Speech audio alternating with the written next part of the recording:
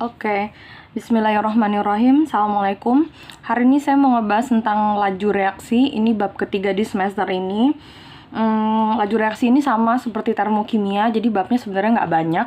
Mungkin 2 kali video aja udah cukup menyelesaikan bab ini. Insya Allah satu soal contoh untuk di video yang kedua. Video pertama ini kita akan ngebahas teorinya tentang laju reaksi dulu gitu ya. Mudah-mudahan kalian paham. Let's begin.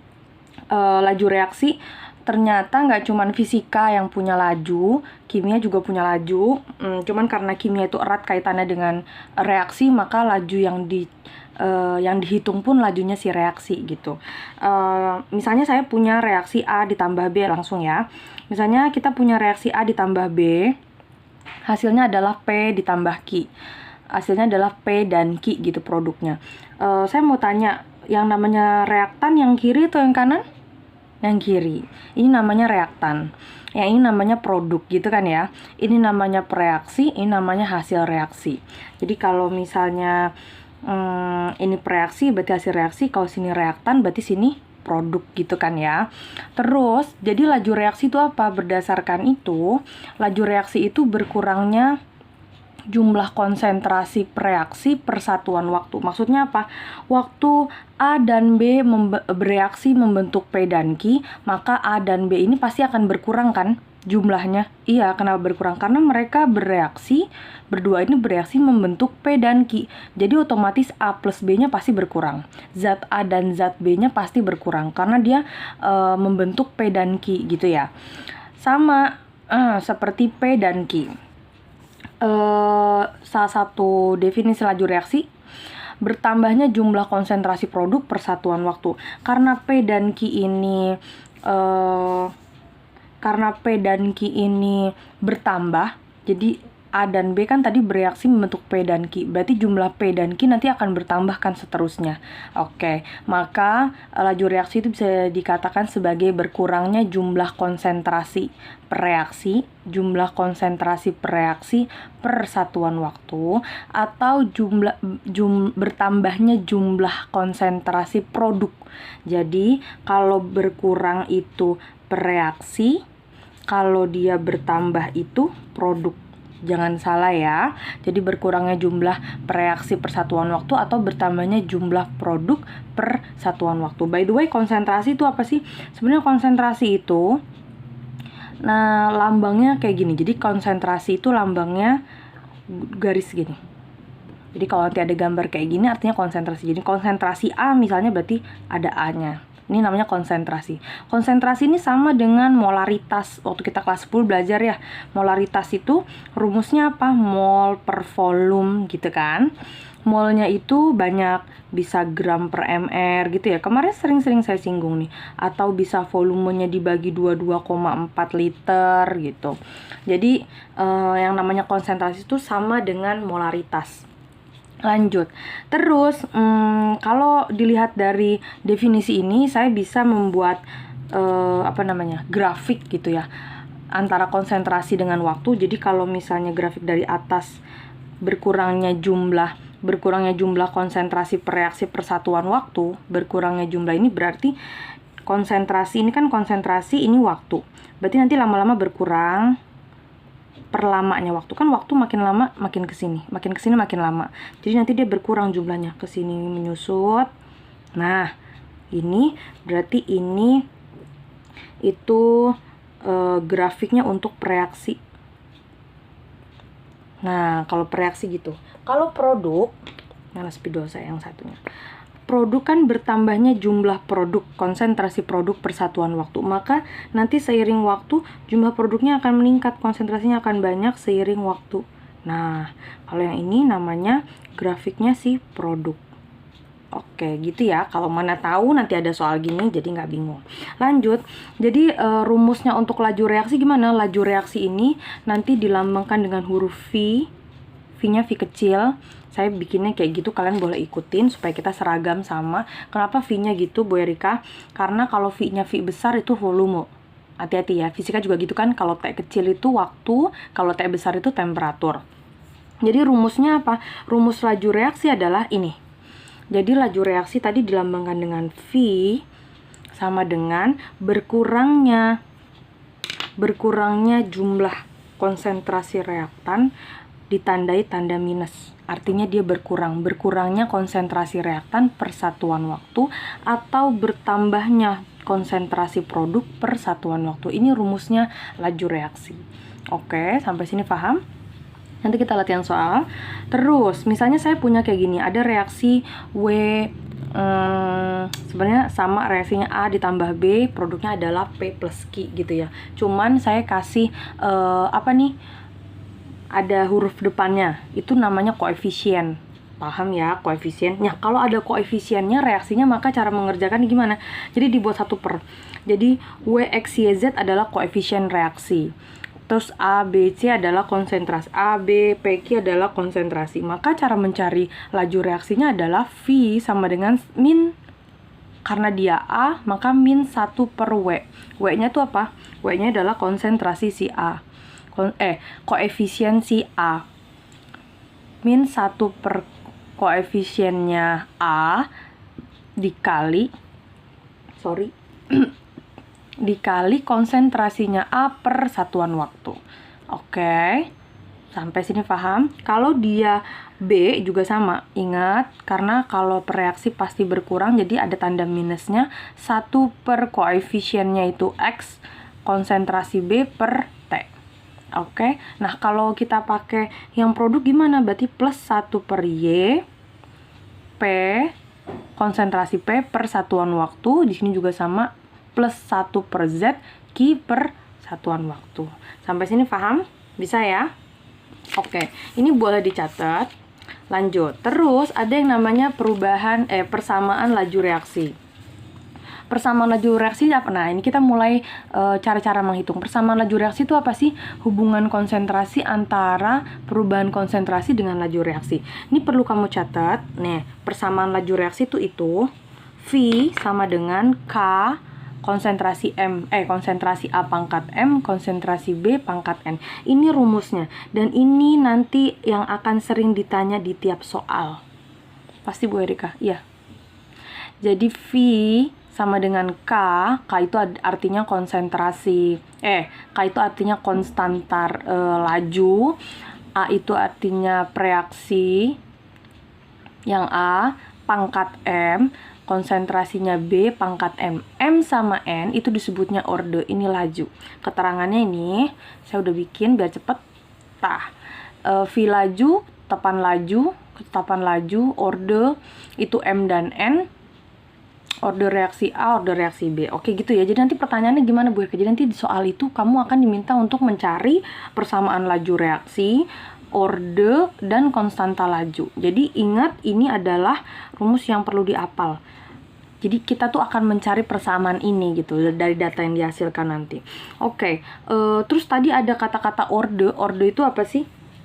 Orde itu sebenarnya tingkatan signifikan dari masing-masing konsentrasi. Jadi orde itu macam-macam. Jadi sebenarnya orde mah pangkat gitu ya. Pangkat yang melekat pada A, M, pangkat yang melekat pada B, biasa dilambangkan dengan N. Terus orde itu macam-macam, ada yang ordenya 0. Orde 0 tuh kalau gimana? Orde 0 tuh kalau V, K. Nah, pangkatnya 0. Lihat nih, pangkatnya 0 berarti gini. Grafiknya gini, lurus. Apalin aja Bu Erika, yes, apalin aja. Jadi nanti akan ada soal gini. Grafik yang menunjukkan orde dari reaksi A adalah, nah kamu tinggal pilih. Oke, kalau kamu lihat dulu ordenya berapa. Kalau 0 berarti kayak gini. Kalau ordenya 1 gimana? Ya berarti gini. Dia bentuknya linear. Kalau ordenya 1, serut, garisnya lurus. Ini laju terhadap konsentrasi A ya. Nah, persamaannya biasanya gini. V sama dengan K, tetapan laju kali A pangkat 1. Oke, terus kalau orde yang terakhir adalah orde 2. Orde 2 itu V sama dengan K. Bisa persamaannya K gini, A sama B, ini 1, 1. Jadi kalau ditambah jadi 2 kan. Tapi kalau pangkat 1 biasanya nggak ditulis ya. Terus V, K kali A pangkat 2.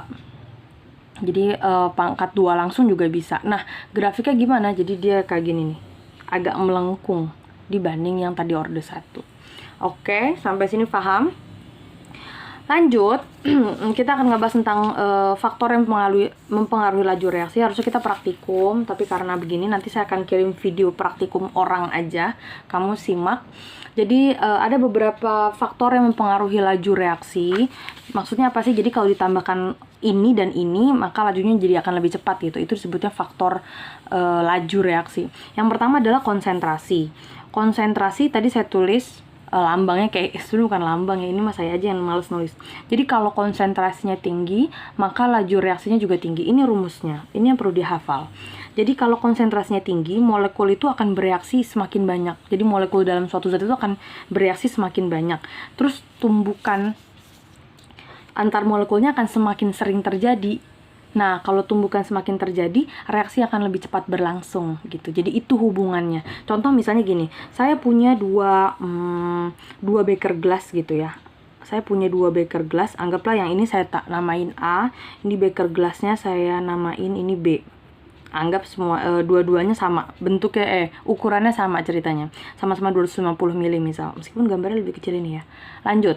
Misalnya yang ini, yang A dengan yang B sama-sama saya masukin air cuka. Bedanya kalau yang A itu cukanya 1 botol. Saya masukin cuka 1 botol. Yang ini cuman setengah botol cuka. Habis itu saya tambahkan air. Menurut kamu dari dua ini yang konsentrasinya lebih tinggi yang mana? Yang 1 botol atau yang setengah botol? Yang 1 botol. Berarti ini konsentrasinya lebih tinggi ya. Oke. Terus saya masukkan garam yang kasar. Ini juga saya masukin garam. Garam dua-duanya. Nah, ternyata setelah diaduk, ini harusnya kamu praktikum ini. Ya, setelah diaduk, apa yang terjadi? Kira-kira apa? Yang konsentrasinya lebih tinggi, lebih cepat melarutkan garam dibanding yang konsentrasinya lebih rendah. Oke, itu menunjukkan bahwa konsentrasi itu mempengaruhi laju reaksi. Semakin tinggi konsentrasinya, maka semakin cepat laju reaksi itu berlangsung. Oke. Sampai sini paham gitu ya caranya.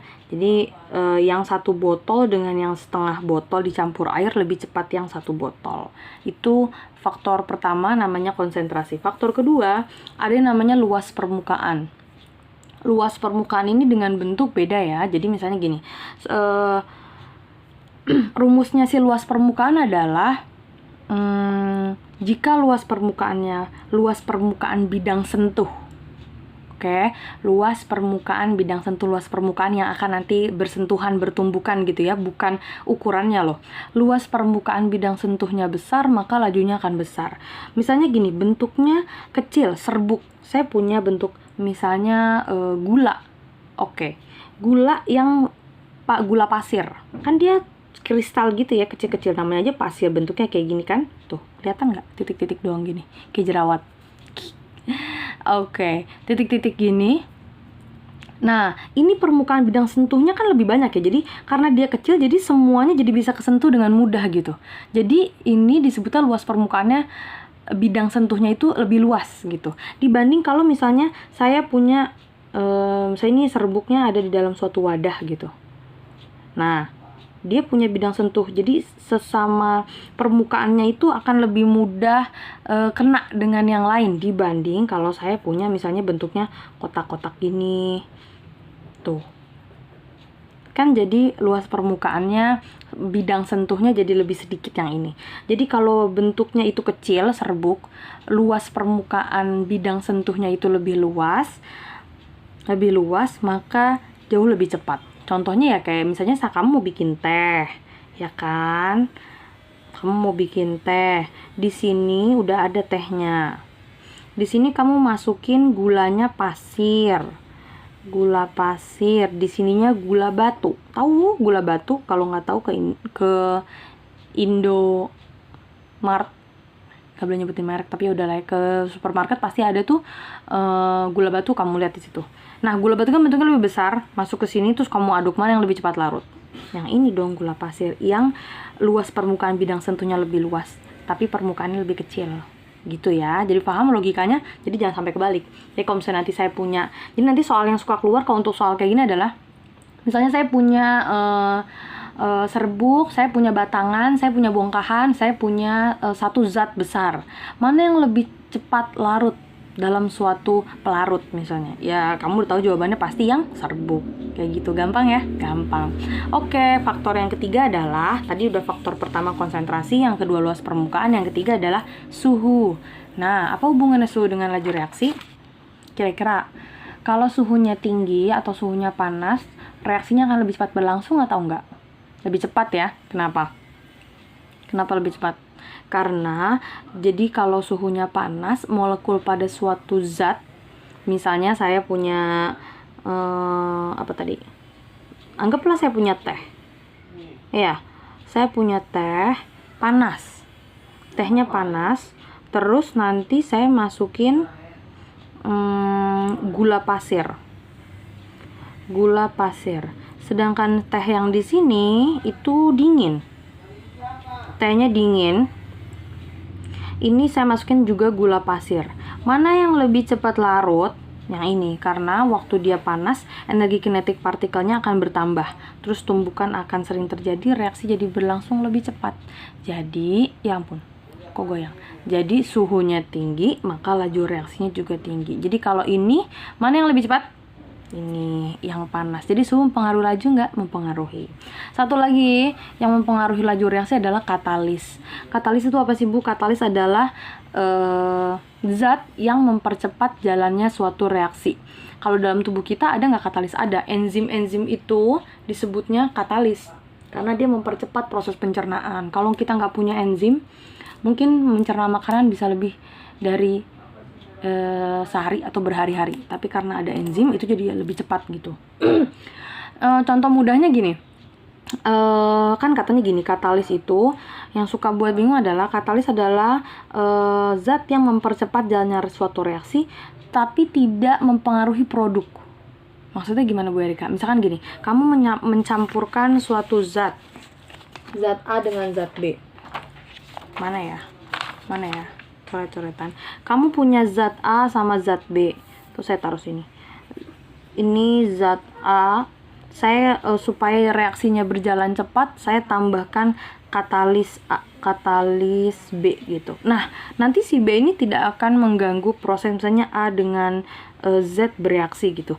B ini tidak akan mengganggu produk dari A dan Z yang bereaksi gitu. Jadi nanti tetap aja yang terbentuk adalah AZ plus B. Jadi B-nya ini tidak mempengaruhi produk. Sama kayak kalian mau berangkat ke sekolah. Kalian kalau mau berangkat ke sekolah kan jalan lama. Maka kalian pakai motor. Maka kalian naik sepeda. Nah, motor dan sepeda itu katalisnya. Nah, apa waktu kalian sampai ke sekolah, kalian nggak jadi nyatu kan badannya dengan motor atau dengan sepeda? Nggak jadi kayak, transformer kan? Nggak ya, tetap aja orang mah orang, motor mah motor. Nah, kayak gitu katalis itu. Jadi dia hanya mempercepat jalannya suatu reaksi tanpa mempengaruhi produk yang terbentuk gitu ya. Nah, untuk mempercepat reaksi tersebut, dia menurunkan energi aktivasi. Jadi kalau suatu reaksi itu, waktu mau bereaksi punya energi. Energi aktivasi kalau sudah dikasih katalis jadi turun. Nah, karena energinya turun, maka reaksinya akan lebih cepat berlangsung. Ini grafiknya. Jadi kalau kamu nanti ketemu kayak gini di buku atau dimanapun di soal, jangan bingung. Ini maksudnya grafik katalis. Yang warna merah itu energinya lebih rendah karena dikasih katalis. Ya, kalau yang 7 nggak pakai katalis, jadi energi aktivasinya, itu energi aktivasinya jadi lebih tinggi. Sampai sini paham? Bisa ya? Jadi abis ini kita latihan soal untuk teori dulu. Saya akan kirim ke kalian dalam bentuk PDF. Kalian langsung aja bisa nggak PDF-nya diedit terus kalian silang di situ. Kalau nggak bisa berarti di print terus disilang foto baru diupload atau ditulis semua. Tapi kan capek karena saya mau ngasih soalnya banyak. Gimana pun pokoknya dikerjakan nanti pas saya ngasih soal untuk latihan teori dulu. Pekan depan baru kita latihan menghitung. Sampai sini paham? Oke.